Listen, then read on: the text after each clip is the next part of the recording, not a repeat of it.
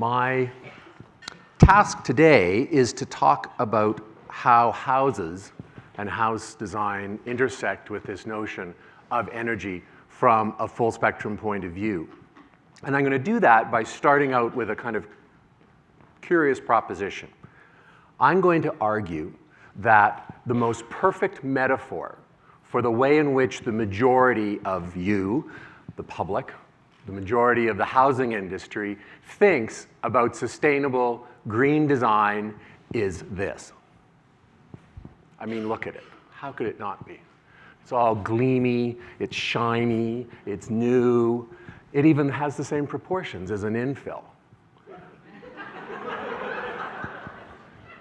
And it has that one magic word, zero. It's important when it comes to the way we think about food, and it's important when it comes to the way we think about design. Think about it, net zero houses, zero emissions, zero heat loss, zero water flow in urinals, which I'm still trying to get a hold of. It's the kind of mantra of reduction. And in that situation, this is the perfect food. Would everybody agree? I don't see it. No, good, good. I don't know what I do. I just sit down if everybody said, yes, it is the perfect food. Of course it's not. We know it's not the perfect food. And that's the very reason why it's such a great metaphor for the way we need to actually rethink the way we think about houses and energy from a full spectrum point of view. Because this isn't thinking about it at a full spectrum. This is actually collapsing the full spectrum down to a single axis, where all we're thinking about is calories. We're thinking about calories. High calories are bad, low calories are good, zero calories are perfect. But the thing that happens when we only look at the world on a single axis, whether it's food or houses, is that we tend to just discard everything else.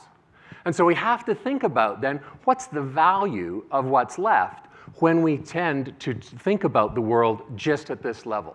What happens is we end up with bizarre things, like sugar-free maple syrup. What is this stuff? It's got natural and artificial maple flavors. It's low calories. It's got some added minerals in there. And you can imagine it's got vitamin B and all sorts of that other stuff that gets added to our things.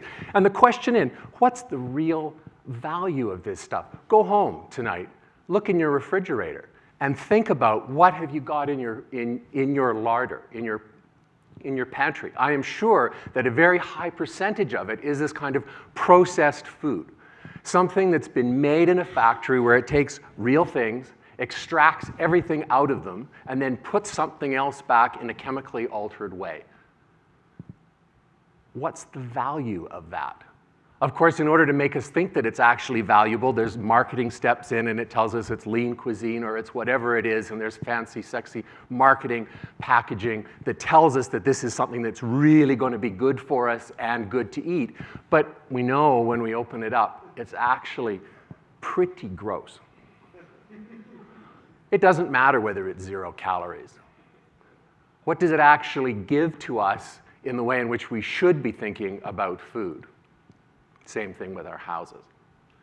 We can think about the show home parade and all of those fancy things that people do to sell us houses as being the external packages. But when we rip it open and we go inside, this is a house I'm going to talk about in a couple of minutes, we see these sad spaces that are so badly proportioned, have so little natural light that nobody really wants to live in them. And so what do we say? My house is too small, I need to move. And so we're always in a pattern of moving and over-consuming, not because we want to, but because where we live is not satisfying.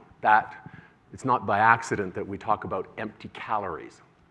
Sure, we can have something, but it's empty. It doesn't mean much, and we're going to be hungry again very, very quickly. Food and home have a great relationship. If we think about it, we think about food ties us to the land. Our houses tie us to the land. They tie us to family traditions. They tie us to celebrations. They tie us to our cultures, to our regions, to our nations, to our climate. Except that's sort of the nostalgic way of thinking about it, isn't it? Since about 1945, and it's not by accident that processed food and mass-produced neighborhoods all arose at the same time in the same place, Orange County, California. Houses and food has been turned into products, and products very quickly become about profit. And when you start to have that happen, it shifts us from being active producers of the food and the houses, that food that we eat and the houses that we live in, to passive consumers. And so we go from this kind of idealized view of a direct connection between us and the food that we eat to this disembodied view, where there is a food industry, the thing that we're going to eventually consume floats around in there and may or may not have salmonella poisoning from somewhere in the Midwest, and who knows what. We buy it through some other disembodied artifact of the supermarket, and then finally it comes to us. I'm going to argue that this is exactly the same thing that's happening with our housing industry, and there's a direct correlation between what I call fast houses and what all of us call fast food. Let's think about it. They're standardized, they're anonymously produced, they're out of control. It's not by accident that that house is called a McMansion. And they're designed to be sold. And this is the most insidious part. I'm sure all of you have been to a new home parade somewhere and you get the feature sheet. That feature sheet tells you all the great stuff that you're going to get when you buy this house.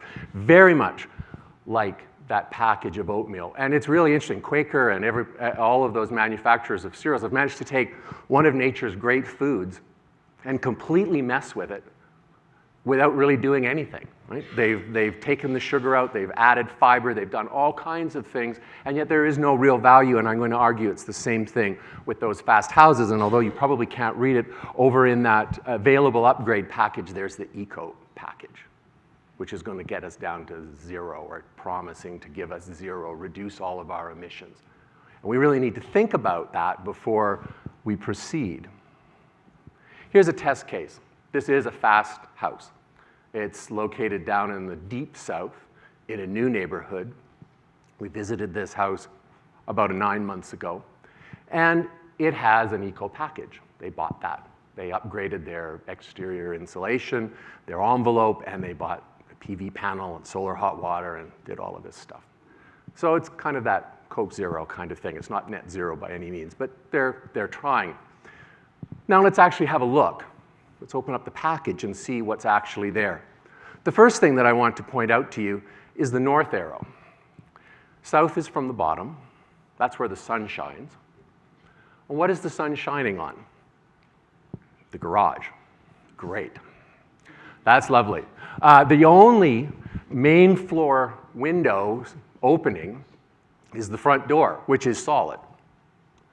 So we have this situation, and the bonus room on the top, which I'll get to in a couple of minutes that nobody goes into, that's filled with natural light. The main living spaces, of course, face north, and so they're dark, and you have to leave the lights on. Not very energy efficient. This is that space I just showed you a minute ago. So now we can stand and look inside this house, and we can see the light streaming or trying to stream into that house by the back or at the front door. We see that the front entry is too small for two people to stand in. At least it has a closet. 80% of the houses that I go to look at that are being built right now throughout North America don't even have a front hall closet. It's like we just evaporate our clothes when we move in. And then look at that formal living room. You can bet that this house had a feature sheet that said it had a formal living room and a formal dining room and a family room. Because we have this, that's got to be fancy. That's got to really be good for us. Nobody goes in that family room. It's not even furnished. There's just some child out of utter frustration threw their stroller in the corner, right? And just gave up on the whole kind of thing. Let's look at the mudroom. Mud. We all know mud happens in mudrooms, and you should be able to put your coat and your shoes somewhere other than right in front of your laundry machine. 90% of all travel to and out of a house come through that door, and that's what you're faced with. How can we talk about value when that's the sort of mistakes that we're making? It doesn't matter how energy efficient the envelope of this house is, it's a sucky place to live. And that's a technical architectural term, by the way. You must really have problems with your spouse if you have a master bedroom that's large enough for 2 beds. King size and queen size over in the corner. Audrey Hepburn is just confused by the whole event. Now we come to the bonus room, where we've got lots of natural light. but it's cold because it's located over the garage. It's weird because nobody knows what to do with the bonus room. It's just created because it's like supersized fries. It's cheap space. It overly inflates the size of your house so you think you're getting more for less. But really nobody uses those spaces. Doesn't have a closet, can't be used as a bedroom. The one bedroom that you can use over here, this poor little girl lives in this house that has that little window that looks out onto their neighbor's house 8 feet away, a solid black wall, which you can't really see because of the resolution of the screen. How depressing a place to grow up. Not much of a home. Fortunately, not all food and houses are fast. If they were, then we wouldn't have much to talk about. We all know within food that there is slow food, where we can talk about the quality of the ingredients, the careful preparation, and then the culture of the table, where we're not just going to sit down or stand up at the table and take a processed hamburger and shove it into our mouths. We're actually going to enjoy things. And so we thought, well, maybe there's an architectural equivalent to that, and what if we thought about a slow home, where instead of quality of ingredients, we were talking about sight and materiality, paying attention to the orientation of the house and what the site wants to be. Looking at design and construction, not just as a means to some sort of financial gain, but actually thinking about it carefully so that we create something of value, something of worth, something that fits. And then, of course, we have livability. Let's create a house that is good for the children that are going to be living there, that gives them good memories. It's a place for us to be able to retreat as individuals, to participate in life with our family, to enjoy our friends, to enjoy nature, to do all of those things in the fullness of time. I don't have time to go into the full slow home philosophy. It's available online. You can go and have a look at it. But I'll distill it down to the 2 essential components. The first, and that's the thing that's important for us today, is light on the environment. But it's not just light on the environment. It's also simple to live in. It works. It's functional. It meets our needs at the level of delight and utility and support, as well as being light on the environment. So let me show you. I'll take you through a house that we've completed not too long ago. This is a house in Inglewood. It is also facing south on the front street. But now we can see that instead of a garage, we've actually got a master bedroom, some living space on the second floor, which I'll talk about in a minute. We've got full windows that allow light to come in. In fact, you'll notice over here at the entry that we've actually created a notch so that in the middle of a plan, most people don't like infills because they say they're so dark and narrow, which is true, not because they're infills, it's because they're badly designed infills. Here we've got a better designed one where that notch allows that south light to come right into the center of the plan, and you can see that window above the door there. It actually opens into the dining room on the second floor so that it floods that second floor space, which actually faces north, with natural light throughout the rest of the day. So why did we put the living room on the second floor? We did that because this house happens to have a distant view of the river, and if you have your living space on the main floor, you're just looking at the garage. So we raised it up and put a terrace on the side so that it would, again, set back that window line from the 4-foot minimum edge that we normally have, where you can't have windows, back so that we can have floor-to-ceiling windows on the west side. The awning protects it for excess heat gain, and we start to have this as the interior of a north-facing infill. We've got a living room that's appropriately sized. We don't have 3 living spaces. We've got 1. It's large enough to be able to do a variety of things. It also fits the furniture, and it's flexible enough to be able to accommodate a busy life. Here's that south-facing window that I showed you right at the very beginning, where the dining room is and the fireplace. And of course, the bedroom isn't supersized. It's not it doesn't have 2 beds. It has 1 bed. It's properly fitted into the room so that it works the way that it should. So what does all this have to do with energy? Let's look at an environmental footprint. Let's just assume that that's an environmental footprint for that house when it first comes out of the box. Now, they bought the upgrade, so we can take a chunk out of it for the efficient envelope. Good. That's great. That's important. And they also bought all those bells and whistles, the active energy saving strategies, which I like to call environmental bling. And good. There we go. And that's it. So they took a chunk out of it. But there's a whole lot left and not a lot of value. Now let's look at the environmental footprint for a slow home. To do that, we're going to chop it up a little bit. We're going to talk about both embodied energy, which is the energy to create it, as well as the operating energy, which is the annual amount that it takes to actually keep the house going. We're also going to look at it from an external point of view, those factors that consume energy outside of the house itself and those internal to the house. Now we can start to look. The first thing we're going to do is talk about age. This is built in an existing neighborhood. It's not the age of the house, they're both new houses. But this is an existing neighborhood, which means that we don't have to account for the embodied energy to create all of the roads and schools and 7-Eleven stores and sewage system and all the rest that goes into the making of a new neighborhood. We're reusing that. We're reusing that embodied energy so we don't have to pay for it. The second is density. This is a 32-foot lot. It's not a 50-foot lot. We can get slightly more houses onto the same amount of land. It's not a high-rise. It's not a condo. We don't all have to get freaked out. It's still a single-family house, and I would hope you can see from the pictures, it's actually, I think, a better house, even though it's slightly denser. The next one's a big one, location. Most people don't realize that the decision about where you live, which is a housing decision, actually affects how much you drive.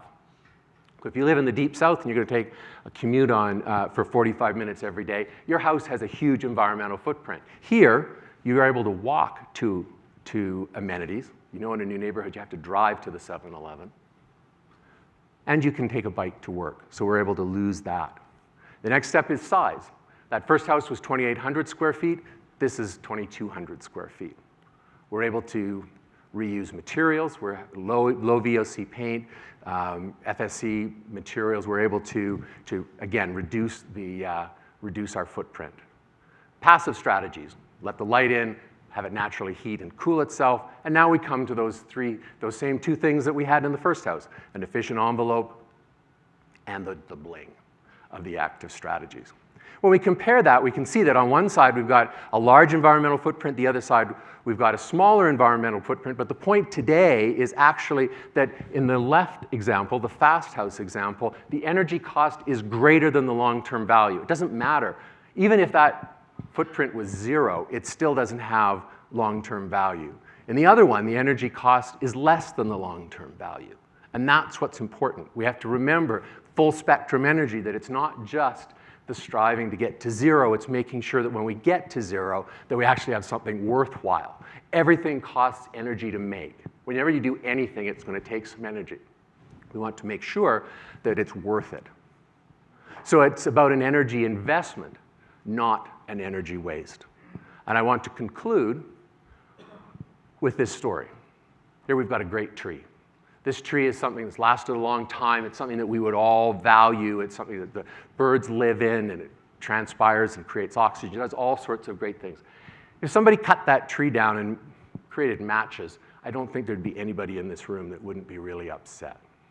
Rightly so, right?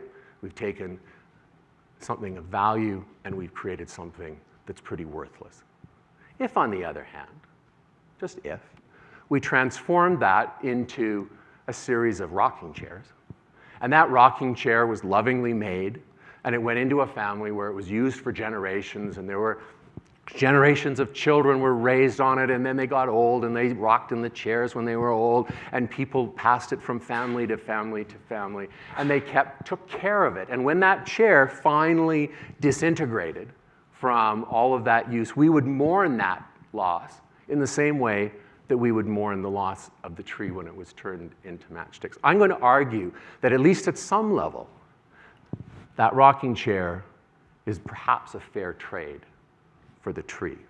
But how many houses are fair trade for the energy that we use when we make them? So I want to conclude with the shaker saying, and it's something that I think you should all live by: don't make anything unless you have to. That's the first rule. But if you do, make sure that it's made to last with care, quality, and beauty. Thank you very much. Thank you, John. Perfect.